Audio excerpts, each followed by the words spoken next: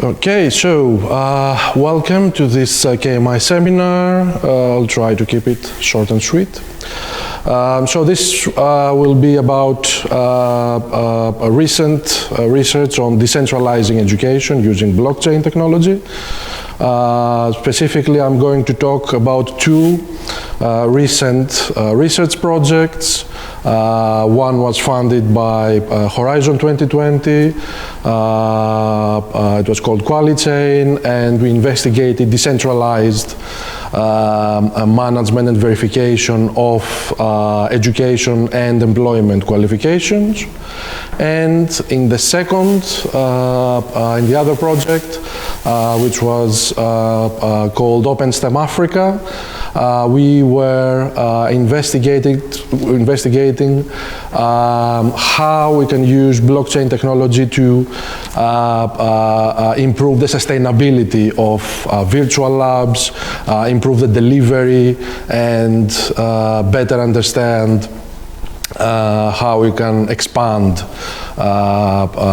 virtual labs and better help the community in African countries. Right, so first of all, a few words about what is motivating this research. So, as you probably know, in these days, learning happens increasingly outside of traditional universities, outside the brick and mortar lecture halls, and it happens a lot through informal learning on online platforms or in the real world. And it's at the same time, it's also learning is also a lot more international. There is mobility, key education players, open campuses abroad, students very frequently travel to different countries to improve their education or their employability prospects. So these two factors make recognizing qualifications a lot more difficult. It's much more difficult to recognize qualifications obtained from informal learning, and it takes time to take your qualifications and prove those across borders. So what does decentralization mean? It means that we no longer have a central entity in charge, but control is distributed among all participating stakeholders. So within the education model, within a decentralized education model, the awarding and validation of qualifications no longer happens exclusively under the management of an education institution or an employer, but instead individual students, teachers, they take ownership of the learning experience and its outcomes. And this all happens using the blockchain. This is the underpinning technological infrastructure. I won't go into a lot of details on how this works, but we can consider it as a shared and immutable ledger that facilitates the process of recording transactions and tracking assets. So these assets can be tangible, for example, a house, a car, or land, or intangible intellectual property, patents, or NFTs, non-fungible tokens. So let's go into the first project that I mentioned earlier to see a specific case study of how we have investigated decentralization for the management and verification of qualifications. So this was the QualiChain project, was a 3-year Horizon 2020 project. It finished last year, and we had 10 partners, both universities and public sector, public administration entities from different countries. For example, from Greece and Portugal, we had the authorities that were in charge of validating qualifications for hiring people in the public sector. so quite big authorities that wanted to see how they can use blockchain, how they can use decentralized management of qualifications to speed up this process, to make hiring for the public sector more efficient. So in the next slide, I've got a video that briefly summarizes what we did in the whole project. I hope it works. Are you a company, public administration, or human resources consulting in the process of recruitment? Do you want to count on decision support mechanisms to make the best decision? Are you looking for a job and would like to adapt your application to different vacancies? Or maybe you're receiving training and want to manage and verify your certificates. Are you a researcher, academic, or technologist interested in the applications of blockchain, semantic technologies, and data analytics? If the answer is yes, then QualiChain is for you. QualiChain is a European-funded research and innovation project that addresses these needs. QualiChain primarily targets these 4 areas. 1. Lifelong learning. QualiChain supports lifelong learners in reaching their personal or professional learning goals through blockchain-based, transparent, and immutable educational accreditation. QualiChain also offers personalized recommendations to lifelong learners about what to study next or which job to apply to. 2. University process optimization. QualiChain provides analytics and recommendations for the redesign and update of higher education curricula. QualiChain also offers student accreditation as well as lecturer validation and recognition through a trusted, immutable, and secure blockchain ledger. 3. Staffing the public sector. QualiChain provides personalized candidate notifications for job vacancies by matching individual profiles with available jobs in the civil service. QualiChain also improves the efficiency of the recruitment process through fast and secure validation of the academic and professional qualifications of job candidates. Additionally, decision support functionality is used to improve the credibility and flexibility of the ranking of job candidates. 4. Providing recruitment and competency management services. QualiChain supports the planning, implementation, and coordination of human resources management policies. QualiChain speeds up the recruitment process by providing validated CV information and facilitates the selection and mobility process using semantic matching methods. QualiChain also helps in the identification of skills gaps in employees and suggests training for skills development. To learn more about the QualiChain project and what it offers, visit the project website.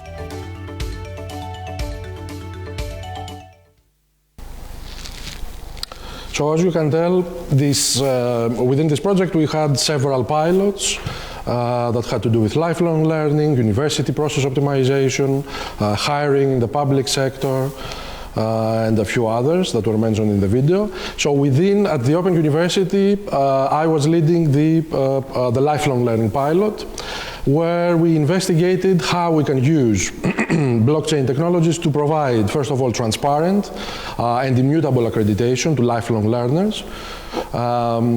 And then on top of that, how we can provide personalized recommendations to lifelong learners so that we can scaffold, so that we can provide some guidance to them in order to reach their personal or professional learning goals. In the slide you can see a high-level view of the basic interactions that were present within this case study, within this pilot, between lifelong learners, educational institutions, and also the personal e-portfolio of the learner. So this is something that is living on the blockchain. This is something that the lifelong learner takes with them. It's not controlled by a certain educational institution. It's not a VLE. It's not a portfolio provided by one university, but it's something that the learner carries with them throughout their lifelong learning journey, between different educational institutions, different employers, and so on. So within this personal e-portfolio, we record all the achievements that the lifelong learner has acquired, For example, if they study an online course, if they complete that, they get what we call a smart badge. So this is an open badge, but it's smart because we call it smart, because we like the term, and because it sits on the blockchain, it's instantly verifiable, it's immutable, you cannot really fake it. And you can take it with you in any country, in any across geographical borders very easily.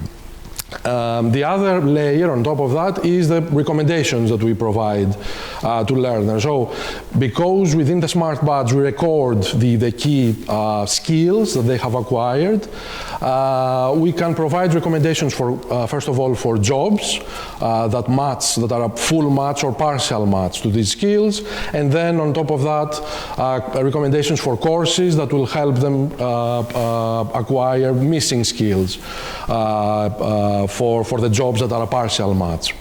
So in this way, we provide what we call scaffolding and guidance to lifelong learners in order to progress their careers. Right, so obviously there is a big advantage in using this approach for the validation of qualifications.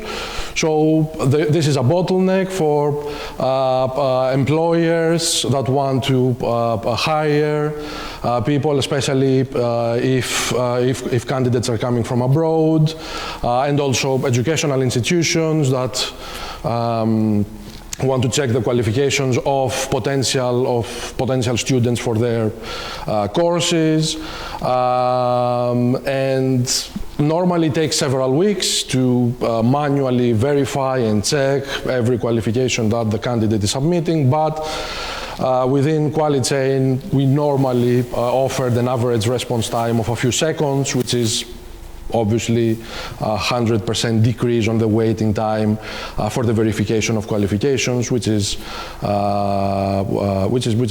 great news actually. And this can happen even if the awarding educational institution, for example, has ceased to exist. If they have, for example, merged with a different university and they are a different entity, this makes, with the traditional way of checking qualifications, this makes things a lot more tricky and a lot more time-consuming. But with the decentralized management, the qualifications are still recorded on the blockchain. They are still there to verify. Right. Let's see some of the lessons that we learned from this pilot. So this was an excellent opportunity for me to sit down with members of the education community, with researchers, with academics, with educators, with students in different settings, within some conferences, within other opportunities as well. So I ran a series of workshops to collect requirements for this pilot, and through this consultation, a number of lifelong learning aspects emerged for which the stakeholders of this pilot require support. So this is a summary of these themes. First of all, regarding the validation of both formal and informal qualifications. So it became quite obvious that lifelong learners want their e-portfolios to aggregate both formal and informal qualifications that can be validated by employers and educational institutions. Regarding lifelong learning pathways and micro-credentials, learners should receive guidance in building their pathways and specifically in acquiring micro-credentials so that they can very flexibly and quickly acquire the skills that they need. Regarding career counseling, this is especially in the post-pandemic job market, which is very fluid. Job seekers should be provided with a comprehensive overview of the job market and the latest market trends. And finally, something that was very well emphasized by stakeholders was the need for data ownership and privacy, specifically for learners and job seekers to be able to own their digital identity and their e-portfolio data and be able to control which third parties can have access to this data, in what ways and for how long. Right.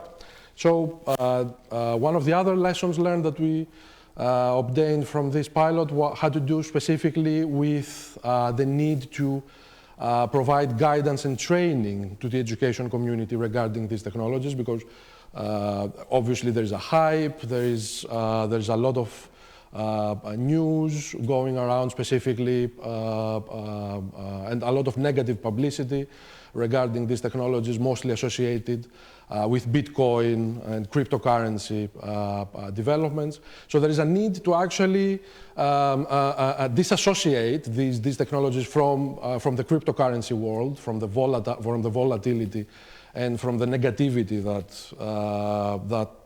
that is associated usually with these technologies, and educate the education community, both at all levels of an educational institution, about what are the actual benefits from using these technologies within an educational context, and what can be the challenges, barriers in terms, for example, of technology, investment, and return on that investment. So what we have tried to do as a first step towards closing this gap is try to develop some open educational resources, some courses, specifically for Open Learn and Open Learn Create. And these are specifically, we have on the platform, on Open Learn Create, a badged open course which raises, first of all, awareness about QualiChain, about the project, and the general topic of decentralization in education, and at the same time allows learners to interact with these tools, to get a glimpse of what this technology can offer. And this course is, even though the project has ended, this course is still available on Open and Create, and also as a series of articles on the Open Learn platform. Right, let's move on to the second project, which I mentioned earlier, which has to do with the effective teaching and learning of practical science in African senior high schools. So this is the ongoing Open STEM Africa project, which is about creating, first of all, a virtual lab of practical science applications that are basically there to help provide more opportunities for learners to engage with practical science. And at the same time offering professional development and also professional support to teachers and also to heads of science to help them develop better ICT-based teaching programs and help improve also the experiential teaching and learning of their syllabus. So we can see here some mock-ups. These are mock-ups because this is work in progress. Within this project, the existing Open STEM labs, laboratories, virtual laboratories are being repackaged within a mobile interface, which is far more accessible within African countries, where everyone has a smartphone, but there might be a lack of more advanced equipment of laptops or desktops. So within this mobile interface, you can see on the first mock-up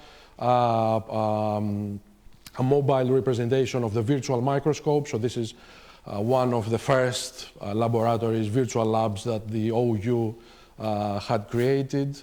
And now it's being repackaged within this interface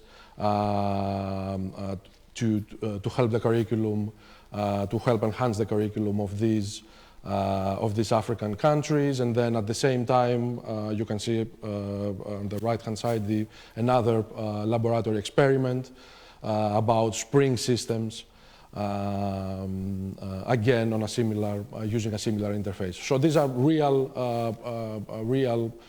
scientific labs that are being controlled remotely through these apps. So this was the general context of this project. How do we apply blockchain technologies within the OpenSTEM Africa project?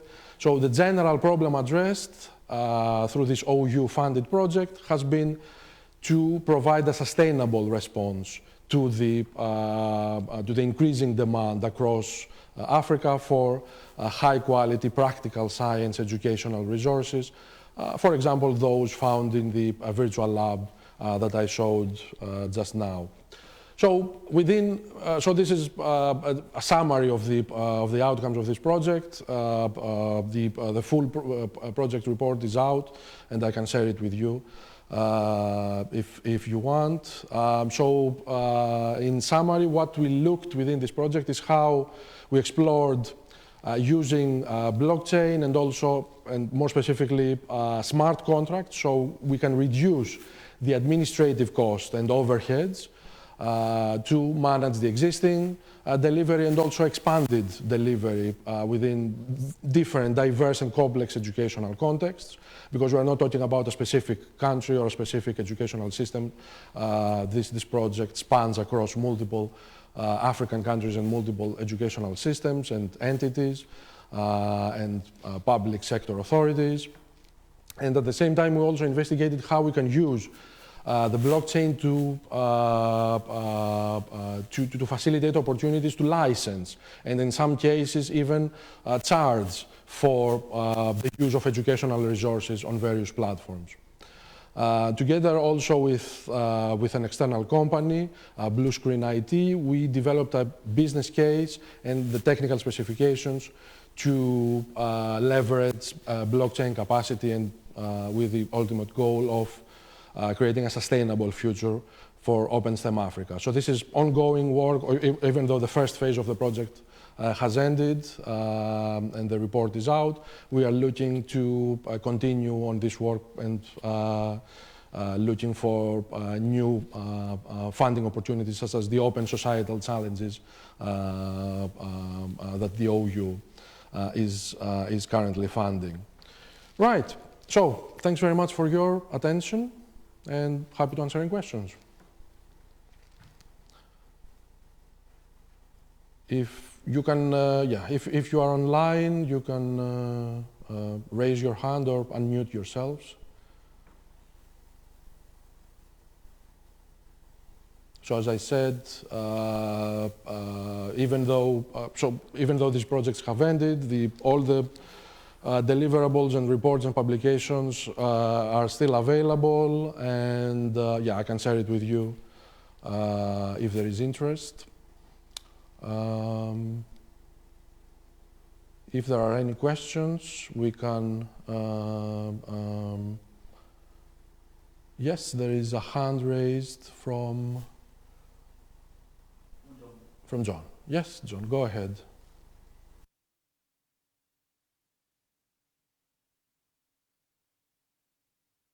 Alex, so of course I'm very familiar with everything you said. So, I'm not going to ask you a trick question. I'm talking to OU Council in beginning of March about innovation, and I'm talking to various people on VCE about how we get better at innovation. And we seem to be great at producing proof of concepts and doing pilots, but after that, it takes a while. OU Analyzed, it's taken 10 years and we're still not there yet. So I was wondering if you have any plans, any secret wizard plans to make this more mainstream in the OU. So is that a question for me? Yes, it's a question. Okay. Exactly. It's a Yeah, sorry, no secret plans. Not really, no. But it's yeah, as you know, it's quite an interesting area. Yeah, both internally, both for the OU, we've got.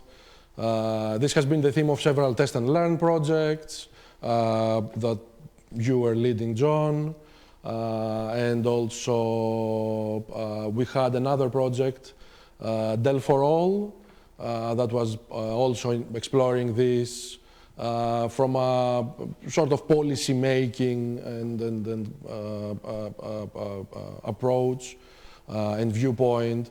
Hopefully Aisling will be able to present that at some point. This is an invitation for you, Aisling, to step in.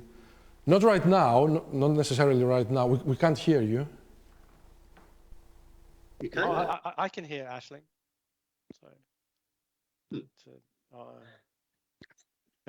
Maybe I could change this, Alex, and say, what would you need? What do you think you need to get this mainstreamed at the OU?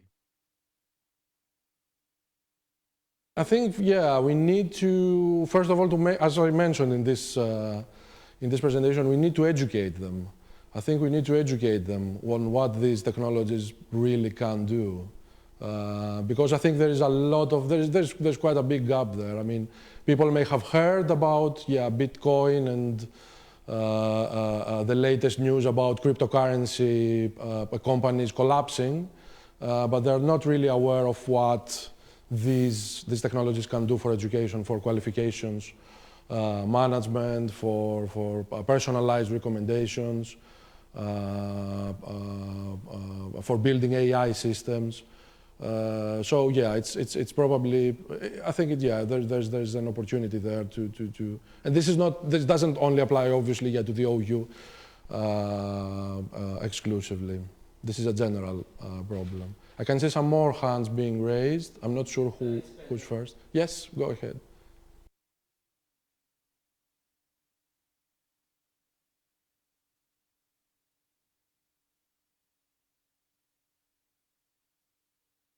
I think Petter was first, if Petter wants to start.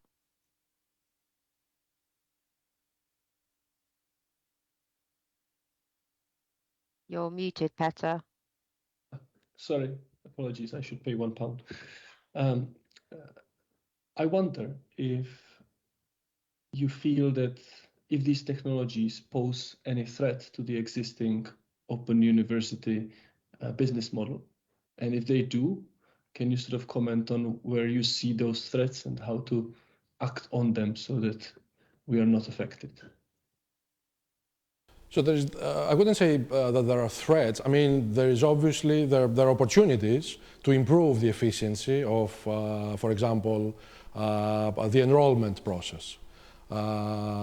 So I would say that, I mean, that would be a really big transformation on the existing operation model of the OU, but at the same time, yeah, it would have great financial benefits, cost savings for the OU. So this is also something, especially in the current climate, it's really worth investigating. So do you mind if I just quickly comment? Yeah. Isn't it the case that effectively this enables also, I mean, it doesn't necessarily need to be an institution that awards, that gives the awards, right? And potentially you could get an award because it's decentralized from anyone. So for instance, imagine that people who are knowledgeable or reputable in a specific field would start basically accrediting or giving credits or badges to some other people they know. And that could then, in my view, somehow undermine maybe not just the open universities model, but effectively the business model of the whole sector.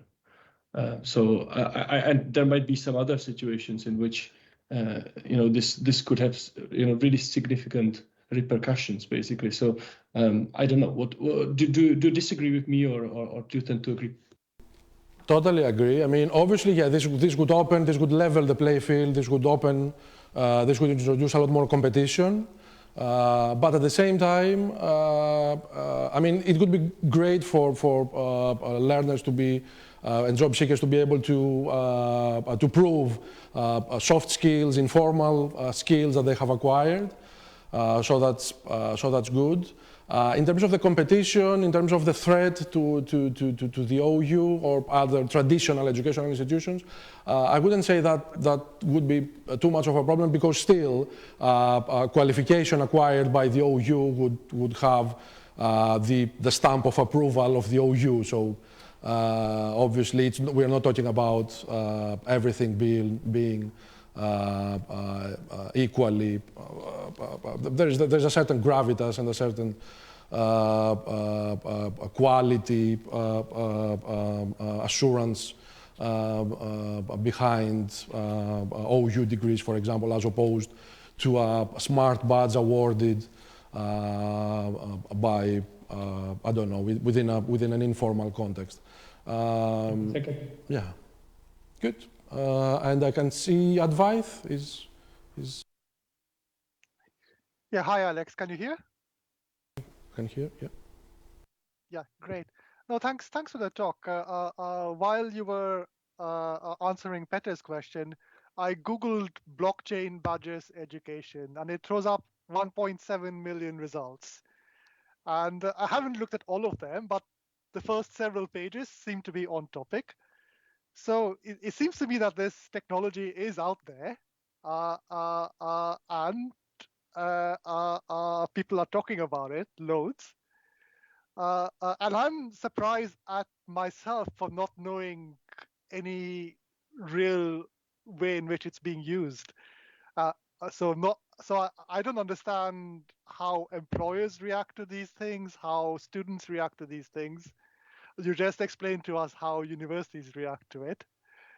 Can you say a little bit more about the wider reactions to this technology that stops it being adopted, perhaps?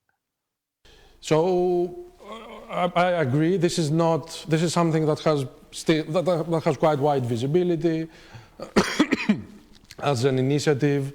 I mean, there's been experimental approaches by different universities, by different education providers already. Generally, there is from the learner's point of view, from the student's point of view, generally there is a positive.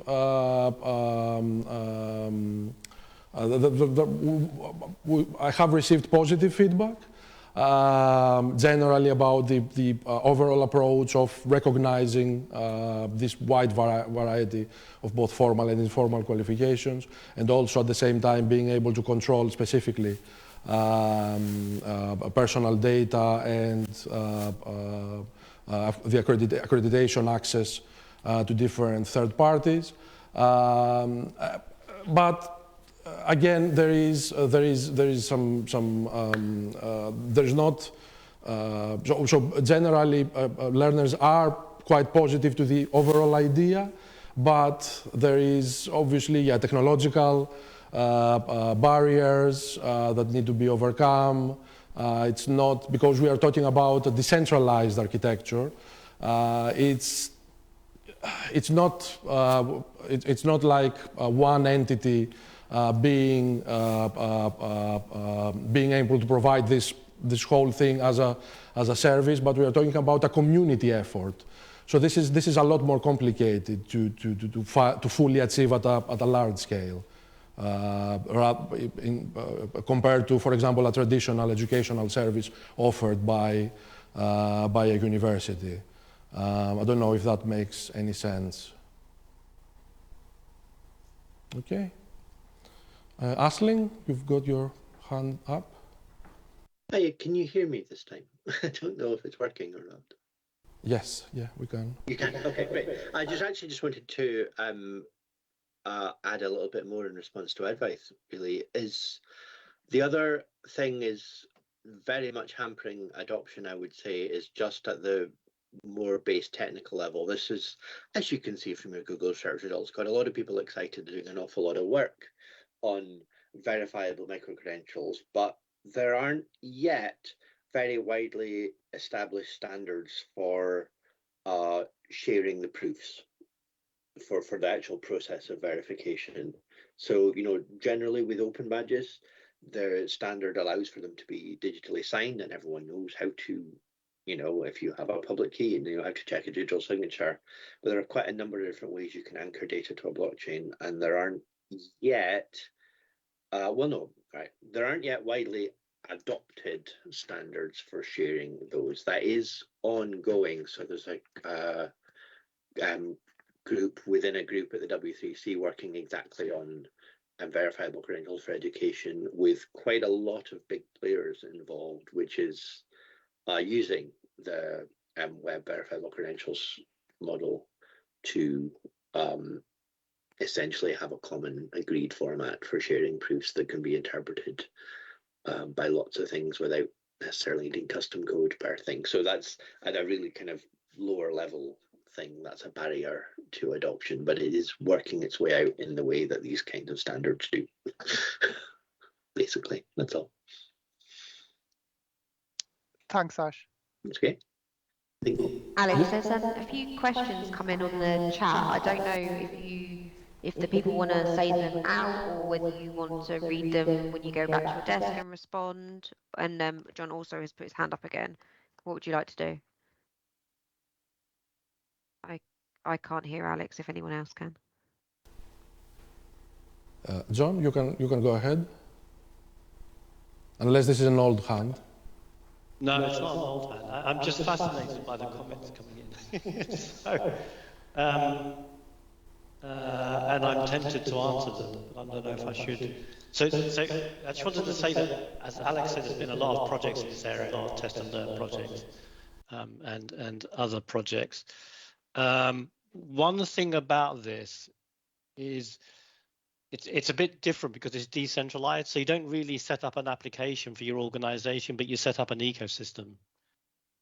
And at the last stage of a test and learn project, we were talking to JISC and another party, which I can't remember, about setting up an ecosystem with the OU. Because you imagine, instead of doing this at the OU, you would do this for the whole of the UK. So imagine if you had a UK single source of truth with verifiable credentials, then it would make sense. And it's not, setting up ecosystems is not easy. It's not, you don't, instead of having to persuade the OU, you have to persuade all the different parties. So as Advait says, there are a lot of companies out there, and there's a lot we could say, not just in helping the students, but I think the OU sends millions of records literally in regulatory reporting. So the government says, what's the average age of your students, what previous qualifications that they have, et cetera, and every time the government asks for something new, we have to ask our 200,000 students, and then people are massaging databases with lots of errors. So imagine if all of that happened with this technology. So there's a lot of value in it, but it's just not easy, which is why it's unfair. I asked Alex at the beginning to get this through, but we do talk. And just to answer another question, we in one of the projects we piloted this with OU students, or piloted wireframes, and students really like the idea of controlling all their qualifications, so they tend to like that. And also, the other thing you can do is link it to job applications.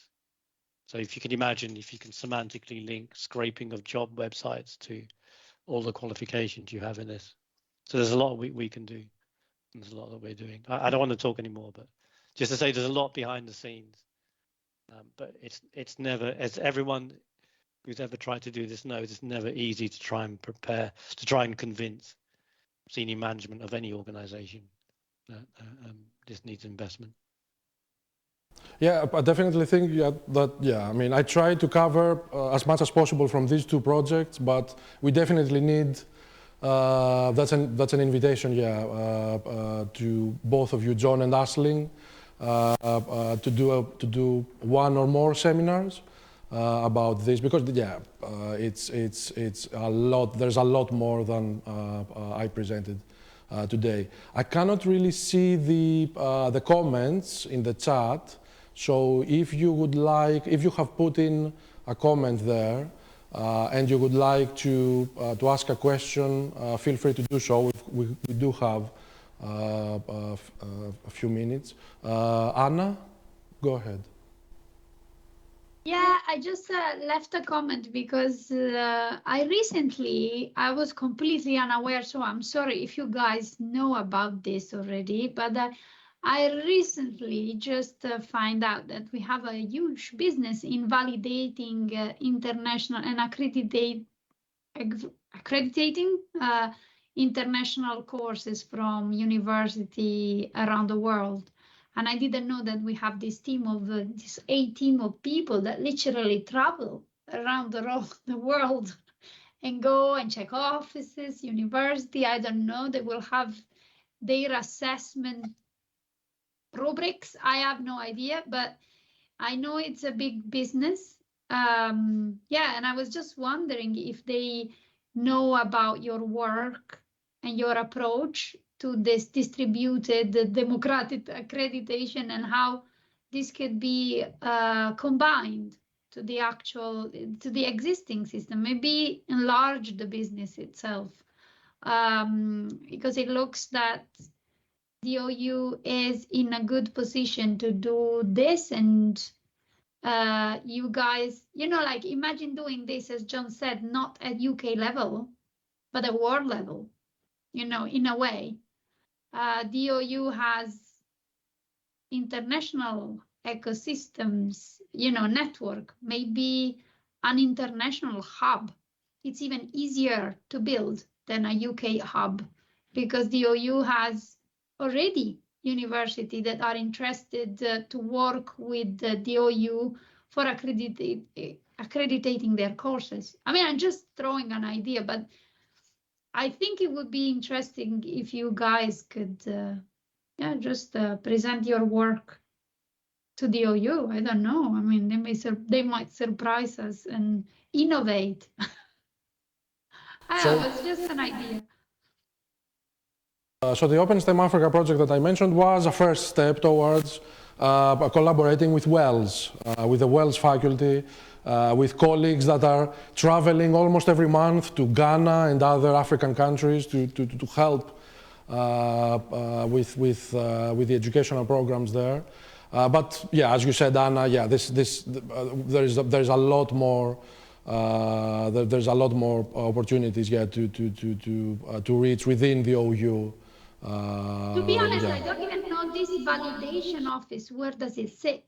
I don't know if it sits inside existing faculties or at the deanery level. I don't even know how it works. I just I didn't even know we were doing this. Yeah, it's something you might want to explore. Absolutely. If you want